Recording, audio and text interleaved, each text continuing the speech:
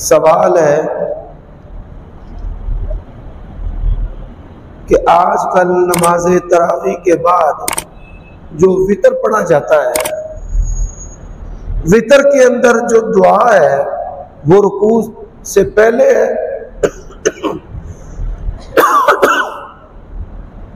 या रुकू के बाद है। हजरत उमर रज़ी अल्लाह ताला अन्हु ने उबई बिन काब और तमीम दारी रज़ी अल्लाह ताला अन्हु को तरावी का इमाम मुकर्रर किया था और वो वितर भी पढ़ाते थे।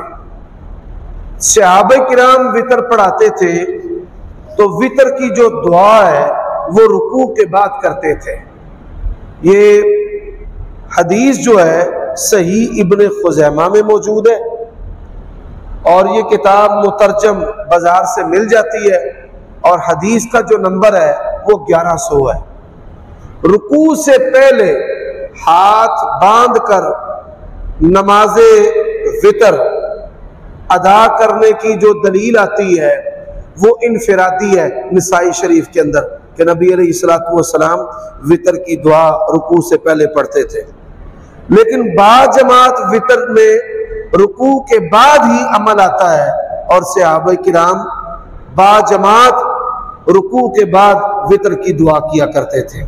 तो मैं राजे बेहतर यही समझता हूं कि बाजमात वितर जब भी पढ़े तो रुकू के बाद दुआ करनी चाहिए, रुकू से पहले नहीं। रुकू से पहले तो हाथ उठाना नहीं है।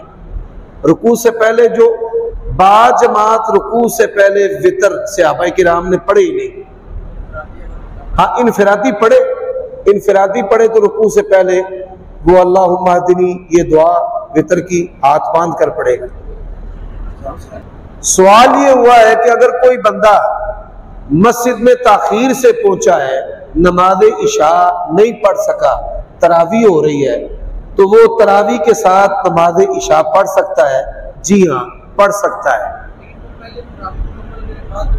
नमाज इशा उसके बाद तरावी है, तरावी के बाद नमाज इशा नहीं है, ये बात याद रखें। वो नमाज इशा पढ़ेगा। एक और सवाल है कि ये जो हदीस में आता है कि जब कोई जमात खड़ी कर दी जाए, इज़ा उक़ीमतिस सला फला सला इल्लल मक्तूबा, तो तरावी हो रही है, एक बंदा लंबे क़याम की बजाय नमाज इशा अपनी पढ़ लेता है और तरावी जमात के साथ पढ़ लेता है, तो तरावी की जमात के पीछे नमाज इशा इनफिरादी तौर पर पढ़ना ये भी दुरुस्त है। ये जो हदीस है ये फर्ज नमाज के बारे में है कि जब फर्ज नमाज खड़ी कर दी जाए तो फिर कोई नमाज नहीं है। इस हदीस के अंदर नफली जमात शामिल नहीं है। नमाजे वितर पढ़ने के दो तरीके हैं। 2 रकत पढ़कर सलाम फेरे, 1 रकत अलग पढ़े, नियत 3 वितरों की है। दूसरा तरीका है कि आप 3 रखते 1 सलाम के साथ बगैर तशहुद के पढ़े। कुरान और सुन्नत से ये 2 तरीके ही साबित है।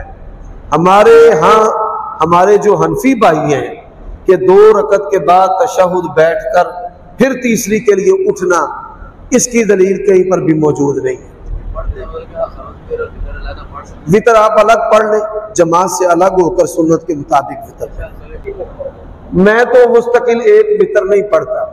शायद कभी कोई सफरे हज में या कभी कोई थका हूं तो बीमार हूं, मुझे नहीं याद पड़ता वबिल्लाहि तौफीक कि मैंने कभी आम हालात में एक वितर पढ़ा हो।